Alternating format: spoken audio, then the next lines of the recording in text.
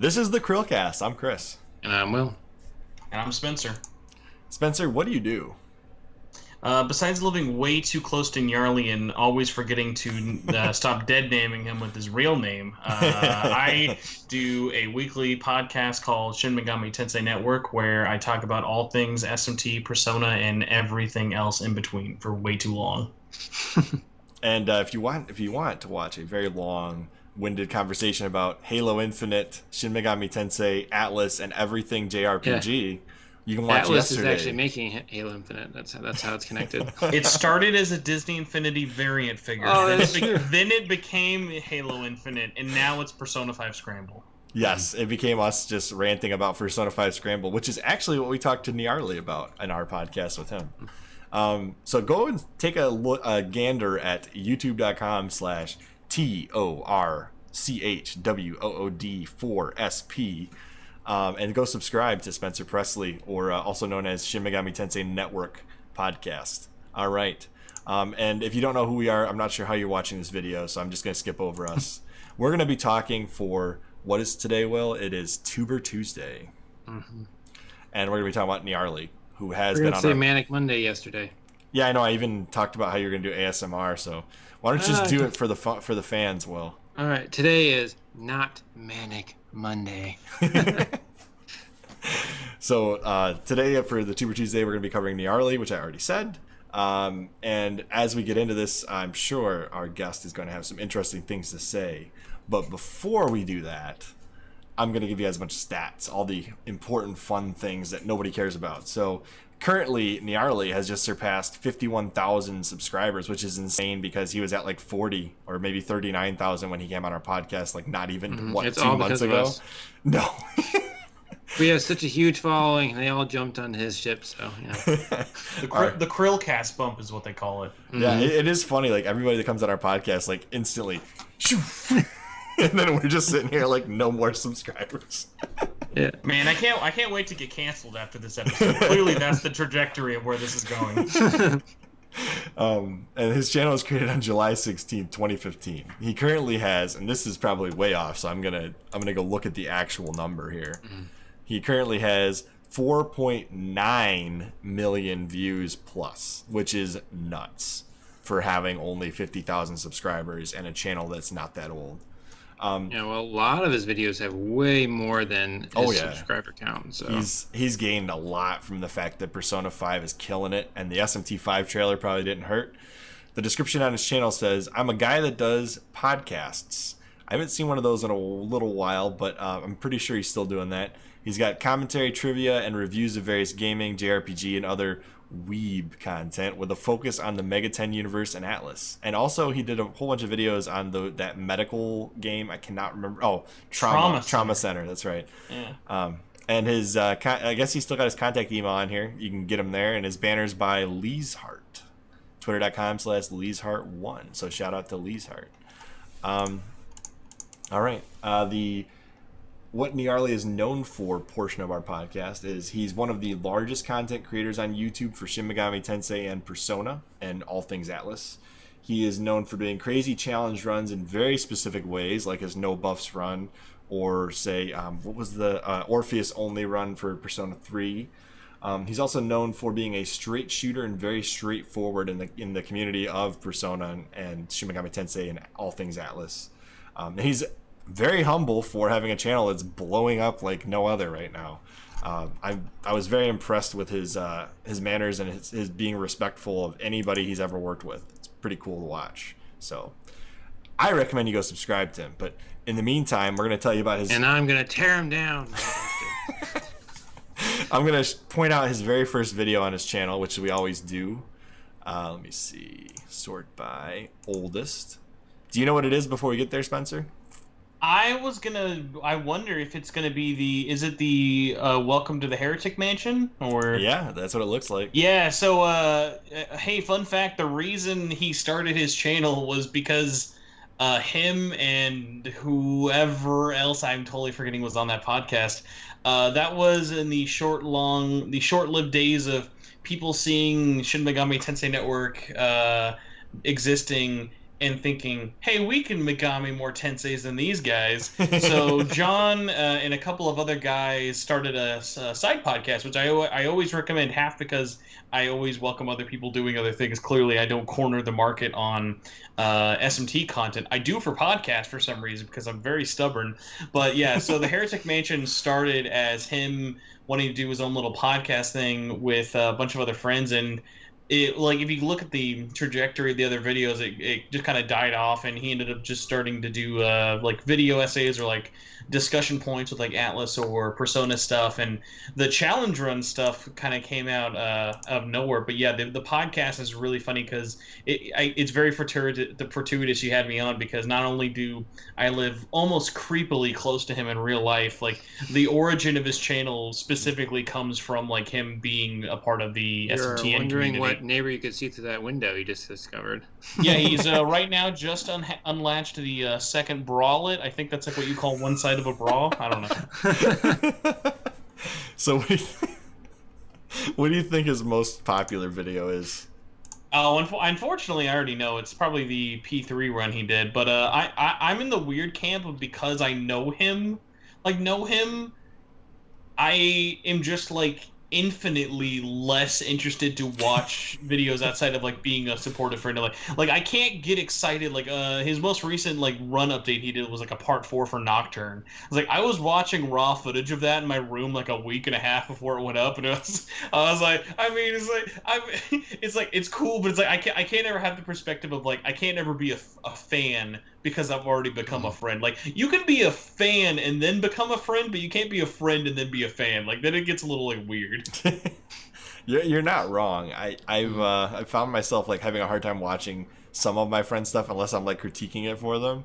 But I totally agree with you. It's hard to watch your friends' content unless like they'll produce very often. Sometimes, like our friend Billy, I watch his because he's hilarious, and I usually give him some critiques.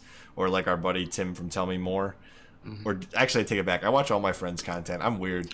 I don't know what you're talking about, Chris, but you're always watching them and always commenting on them. This is true. I just have so much time to listen because I always am working on like stuff on a computer. So it's like, okay, pop in some headphones and listen. Like, for example, I did watch part 4 of his Orpheus video. I think I paid attention to that one the most of his 4 parts. Not Orpheus, Nocturne. Sorry. I'm looking at the Orpheus video and I'm saying Nocturne. I'm thinking Nocturne, looking. I don't know. My brain's not working. So I did listen to it. I was like, holy cow! Like that is commitment. I forget what the top level in Nocturne was, but it was like it was super high. What's the top? Like it's I think it's like $2.99 or something. Yeah. But like a supportive friend. Like, see that and go like, dude, great work. I loved the edit. You killed it. Like, awesome. Can't wait. Part 4 was amazing.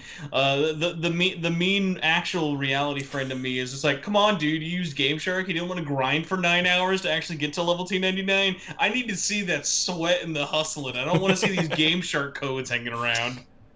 All he did was experience boost. Like, he really did actually grind it. No, I called him up on last week's episode of the podcast. I was like, listen, you're doing this for the platinum. You're getting that platinum run in Nocturne the old-fashioned way.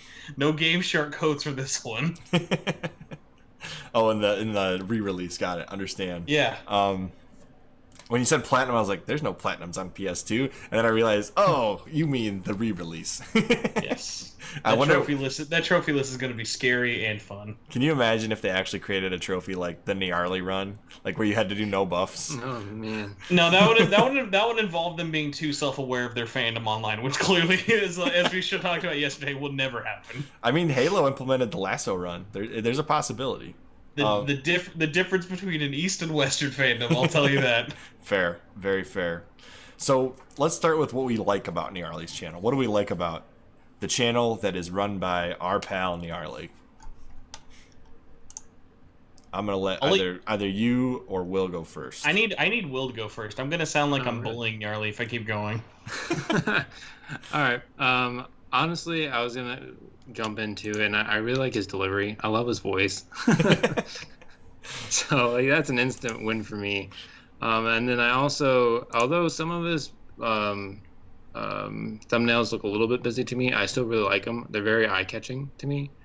And they also really tell you what's going on in the video. Like you can just look at the thumbnail and be good to go. Chris is always harping on the fact that people never read the titles. That is true. So like you have to have a good thumbnail, and I think he does a good job. Like this one, you know exactly what's in it. And I'm starting to get into videos that actually do like challenge runs, and I really enjoyed a couple of the challenge runs that I actually watched with him. And it's just funny how people can take like an already complicated game and make it even harder on purpose. Like, you know, we're talking about the Lasso Run, or trying to play like Fable with just a stick. I don't know. For whatever reason, I'm really getting into those, and I like the fact that he has that for a game that's already pretty challenging. I think the next run he's got to do is use the PS2 Guitar Hero controller to play Nocturne. Yes. So a little bit of a spoiler. I don't know if he's ever actually said this officially, but I mean, I've joked about it publicly enough that I have no fear of saying it. But his next run, he actually finished because Nocturne was taking so long. He did a Izanagi only run in P4G on Vita. And what was so funny about this was we kept joking about every time he does a run video for a game, another port gets re-released for it. So he started, by the time he, like literally the week he beat P4G, like I think a couple days later, it came out on Steam. And like I think now, like 2 weeks or so after his Nocturne run was finally finished, it's now getting re-released. So I told him, it's like, listen, but like you just got to play through all the games we want ported, and then they'll finally come out worldwide. That's fair. That's totally fair. I think he actually mentioned that when we were on the podcast that the Nocturne run was taking too long because he had part 1 out when we did the podcast with him for Nocturne. I'm not 100% remembering that, but I think he did. And he was like, this is taking so long. Actually, I think the Nyarly segment's got me my favorite comment ever was somebody commented on one of the videos. He was like, you guys are so bubbly. And then there's Nyarly. And he goes, and he's like, Chris is like, hey, I'm Chris. And then Will's like, hey, I'm Chris. And then I'm Nyarly. I also no, he's a sup guy. He's always like sup guy. You can hear the head. You can hear like the head nod with each sup. It takes talent. I'll say this though, if we're like talking about his channel, because even though I would say I haven't like seen all of his videos, the ones that I do like to give my like impressions on, I've always appreciated him being receptive of the feedback I give. Like, it's very easy for friends to just kind of watch your stuff and be like, cool, dude. Like, that was great. Like, that was a great episode. Like, great run. Little other things like his podcast, he puts on his second channel. I think he did the first episode on the main channel. And then for his podcast, the Maggie Dolan podcast. Well, I really had to think about that one. For the Maggie Dolan podcast, he's been kind of like in the phase, because he's just restarted it now, of like, okay, who's going to be the rotating cast? How's everything going to go? And I've been like kind of like telling me like 2 episodes ago, I was like, hey, this is a great episode. You had like a lot of guests on, but I was like, hey, well, the problem is when you have a lot of guests, you can easily forget like the other people on there. I think there was like 5 or 6 people on the episode, which is like, that's awesome. And it's fun to kind of have that like live and enthusiastic, like have that many people and opinions. But it's like, if not everyone is as talkative as everyone else, like you're going to forget people are in that podcast. So like other things like that, or even like more critical would be when he did originally his Tokyo Mirage Sessions Encore review. When he posted that, I very quickly was like, okay, you got like this wrong, this wrong, this wrong. Like there were things of him being like, dude, the game was too short, or like these changes like ruined the game. And it was like, okay, well, the games were too short and you were complaining about too much content. How much optional content do you get? Because that was all the new stuff. So like there were, and like he corrected it, and like you can see his original video and his current video review for Encore, and like those changes like stemmed from me talking about it, like, oh god, yeah, also I hate that he kept it in there, but I absolutely hate the rhetoric of when people talk about TMS, how they still be like, oh, but it's not SMT Crossfire Mode. Like I hate that people like still do this, like his little pan out of the reveal trailer, like that negs me so much for it. But it's like, I get it, like that it's so like there will forever be more people who are mad that that game is not SMT Cross Fire Emblem than people just okay experiencing it as its own thing. But like, I'm a weird defender of that game, so I've always really appreciated that he'll at least always listen to my criticism of it, because while I mostly do podcasts now, like a lot of my background comes from editorial stuff. So like I did a lot of work for video game websites, reviewing like games, movies, interviewing people. So I have different aspects and views of things that, hey, just because this might make like a quicker or easier video, like there's going to be like little things that'll like probably stick out more for me than other people who just do like other videos or different sort of views, just because I'm a lot more editorial mindset. I do like the fact that he's more of a positive person than a negative person in general. I'm literally because of your screen, I'm looking at a video of his that says, "Is SMT dead?" I can't hear that and then look at it like one of his most popular videos, be like, "Is SMT dead?" But I mean, I know what you mean. Like even in that video though, he like talks about how that's an interesting discussion. Like anybody could have that discussion, but in general, even like this video called "Bad Atlas Games" or the worst Atlas games of all time, he's still pretty chipper about it. That's kind of what I mean. Like he's got a positive attitude. I'm not saying he's always the most positive critic. You know what I mean? It's tough, especially because like with YouTube, it's like it's so easy to be like if I put up 2 videos of just being like. I think of it, like when Scramble comes out, I could put out 2 videos. One, like they're the exact same video, but the title is Scramble is the best thing since scrambled eggs. Or I could put like Royal is royally dead because of scrambled now. Like just like something of like if you make it with more of a negative rhetoric to it, like it's just for whatever reason has a higher chance of like. I think because people are much more likely to see something they disagree or strongly agree with in a negative sense than a positive. Like, no one's ever going to, like, slap your back and be like, yo, dude, Alien? That's a pretty good movie. Like, you're not going to erupt the room. People are like, yeah, Alien's great, dude. But if you go into, like, a movie buff, like, convention, and just put, like, I think Aliens is garbage. Like, you're going to get, like, burned at the stake. Like, they're going to, like, just destroy you. That's fair. Mm-hmm.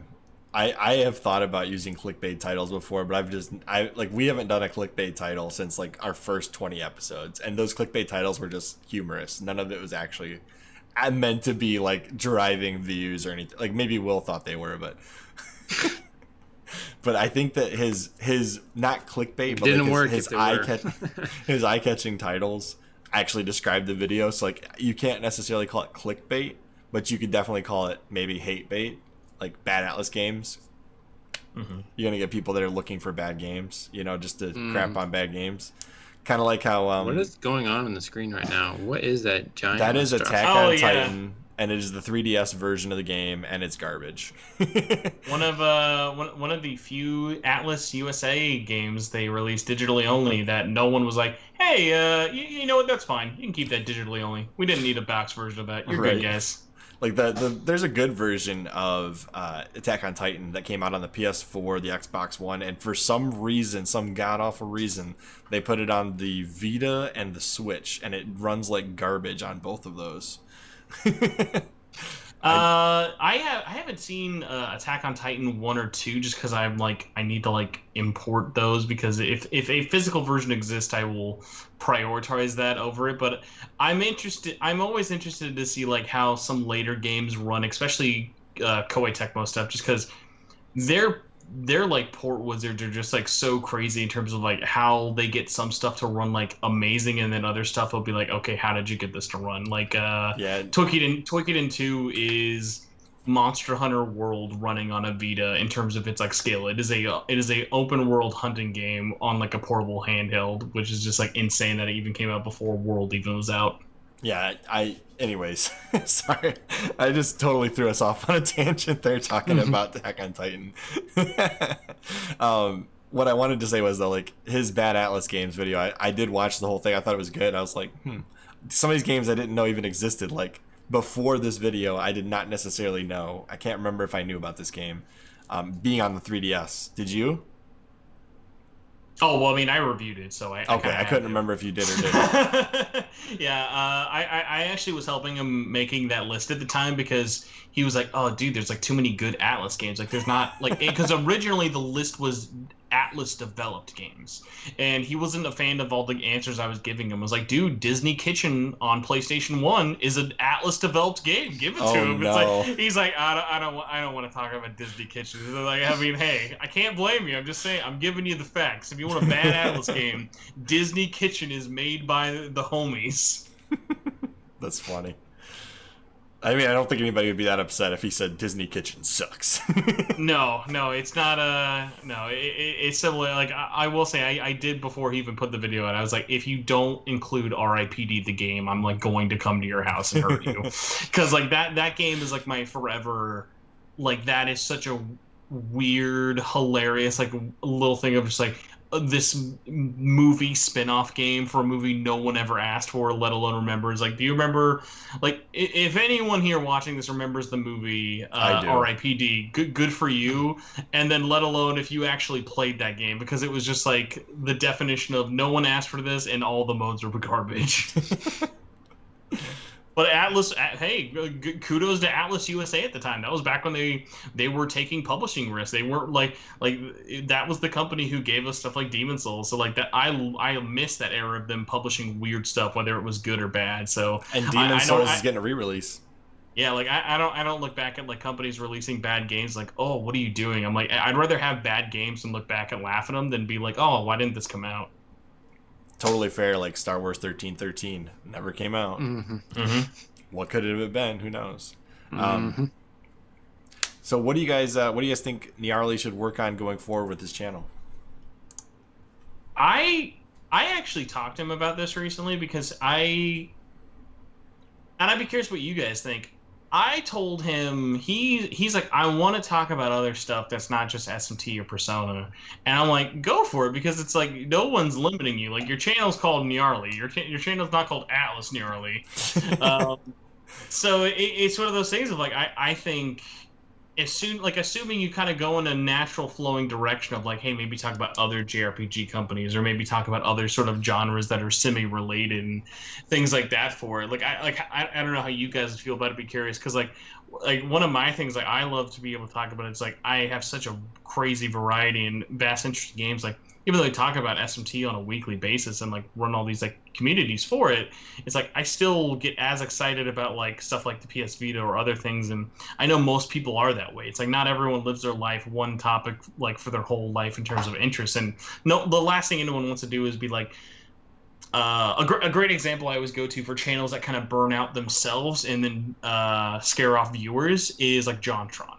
JonTron, I wouldn't say does bad videos now, but like I was so into JonTron when he was doing just game stuff, and it wasn't like as soon as he stopped games I was burnt out on it.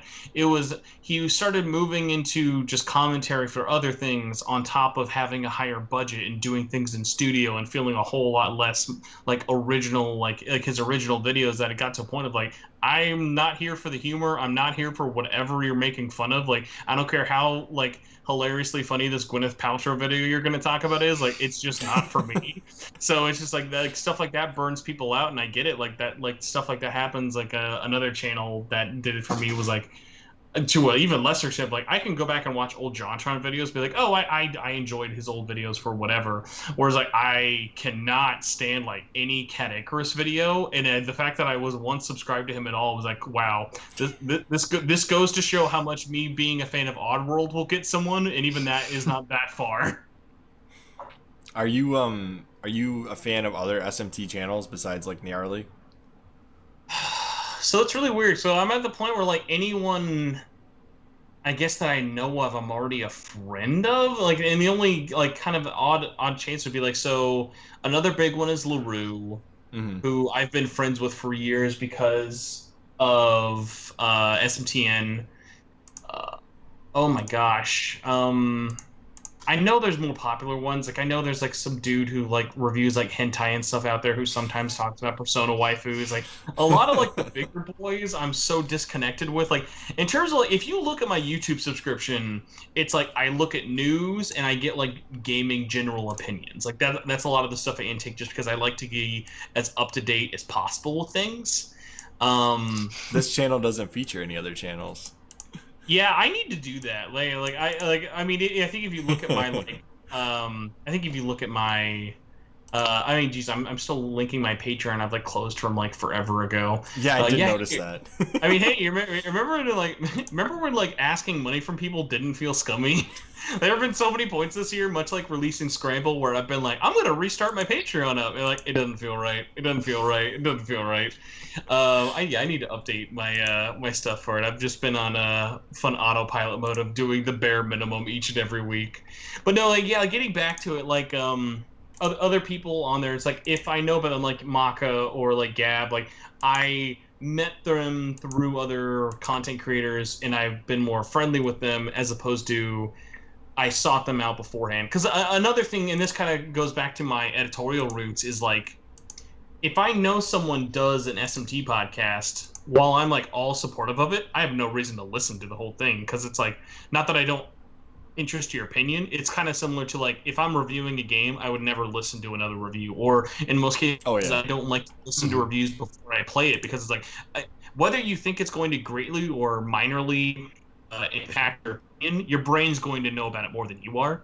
Yeah. So it's just to like stop stuff like that from happening. And obviously like information overload, hearing the same thing over and over and over. It's like LaRue has like a podcast, like he is Hello Fellow Megatennis, and there's the Meggy Dolan podcast, like all these other shows and stuff for it. It's like cool, keep them coming, have other shows for it. Like obviously people enjoy like like I know a lot of fans who like my podcast and are part of like my community, are also part of everyone else's community. So like the more content out there isn't going to burn anyone else out in terms of like stuff that they can intake, but it's like it would eventually just boil down to the point of there are 3 separate podcasts where all the hosts know each other and we talk about the same thing to each other every week, but then we talk about it separately to everyone else.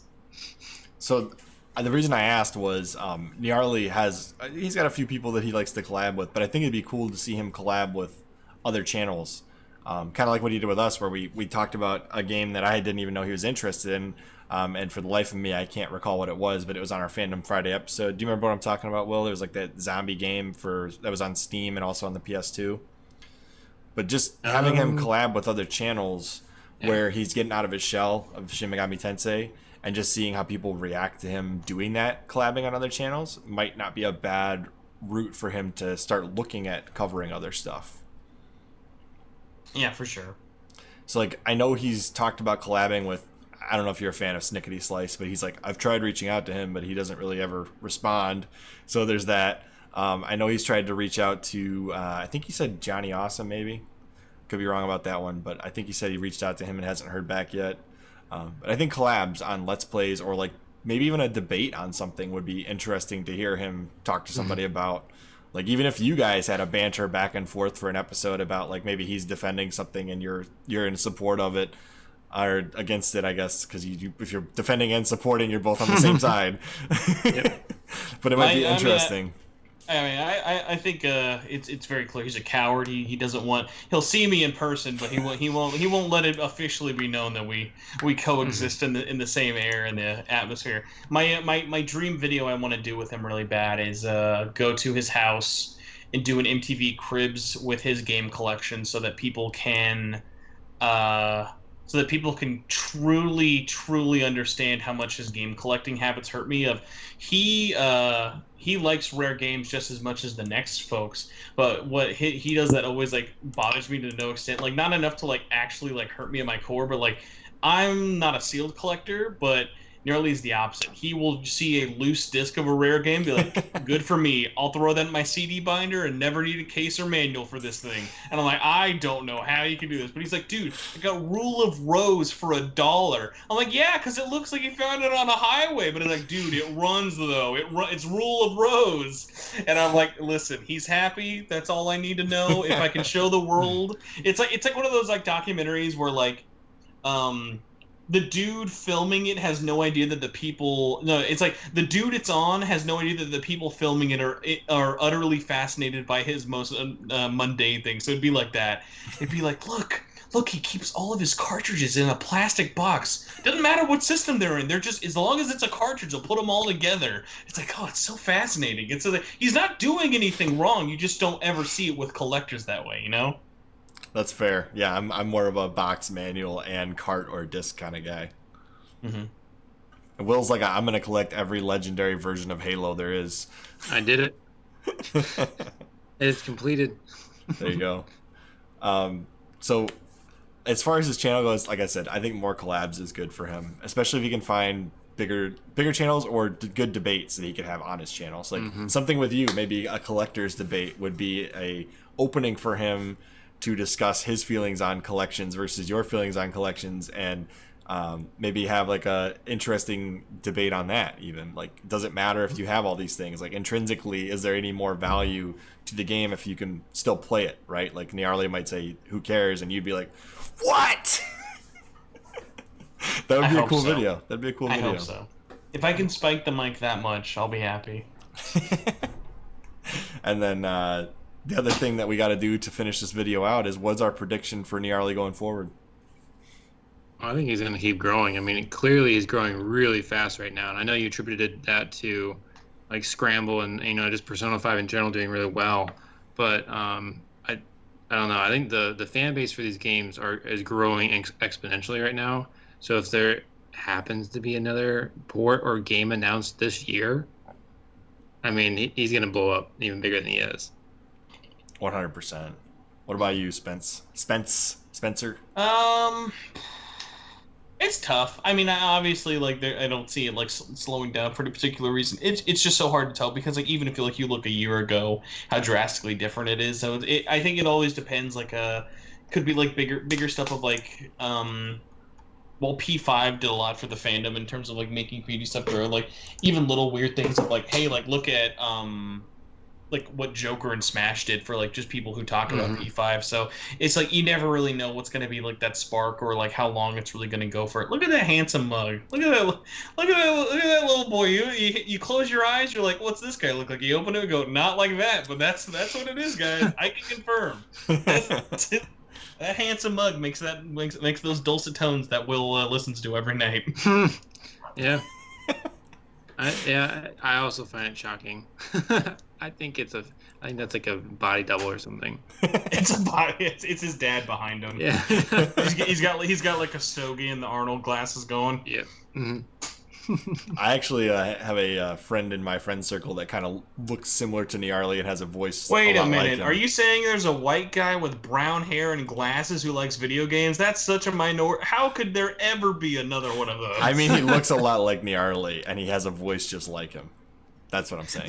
The voice will make it more special. I'll give you that. If you get the voice, that you get out of the every white guy ever category. And he happens to really enjoy Persona and Shin Megami Tensei. So it's kind of interesting that they are kind of similar people. Anyways, I have to say, with a channel like his that's got 50,000 subscribers, and yet even this video, rambling about Persona 4 Golden, has 100,000 views, his channel is going to hit, like, just blow up.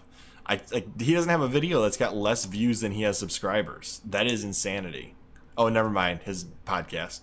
But in general, like when he releases a video, it always does better than his subscriber count, which is unheard of on a channel his size, really. I don't know that many channels that blow up that hard. So I think he's just going to keep going up until he hits he'll probably be the first Persona channel that I know of besides Johnny Awesome to break that 100,000 within like a year of kind of this explosion he's had going on. That's just my thought process, because I know Johnny Awesome blew up really quick too, and Nyarly's on that same track. It's an interesting prediction, Con. We'll see where it does for him. Yep. You should also start covering Batman games. I mean, he already has the Penguin there in his banner. Oh my God! now that's how you end a segment. Oh God, we're gonna have to talk about this, Will. As always, I'm Chris. Similar genres, right? It's really the same character. Oh no! Oh no! We've angered every SMT and Persona fan on this podcast just now. I mean, Igor needs a new voice actor, and I'm all for Danny DeVito. That's all I'm saying. That would be great. As always, I'm Chris. And I'm Will. And I'm offering you an egg in these trying times. And we will see you next CHRILLCAST. Bye, guys.